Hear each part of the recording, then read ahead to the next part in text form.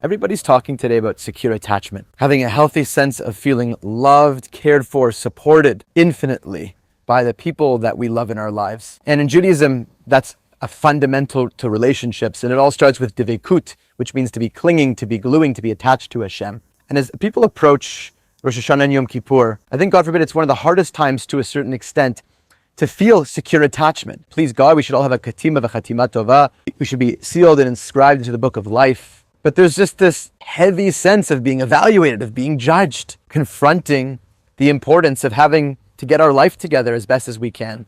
But I want to share something with you that I think will warm your heart. Starting last night, really since the beginning of Elul for Sephardim, we start saying slichot. We are asking Hashem to forgive us. But one prayer that we repeat over and over and over again is Hashem, Hashem, kel rachum v'chanun, erech apayim, ve'rav chesed ve'emes. Hashem, Hashem, a God that is compassionate and gracious, merciful, slow to anger, full of abundance of chesed, loving kindness, and truth. We remind ourselves of Hashem's rachamim, Hashem's mercy, being in that rechem, in that womb-like state with Hashem. And then right after that, this is key, notzer chesed lalafim, He does kindness to 2,000 generations.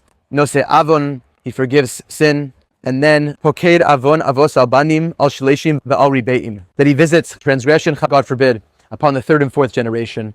And I'm not going to get into the theology of this statement about whether sins pass down in generations. Another part of the Torah is very clear that it doesn't pass down. Everybody's responsible for their own, obviously done for Hashem's forgiveness and mercy throughout. The point is what Rashi says on this, that Hashem's chesed, His loving kindness, is a power of 2,000 to 2,000 generations, and God forbid the deen is 3 or 4. So Rashi does math. 2,000 divided by 4 is 500.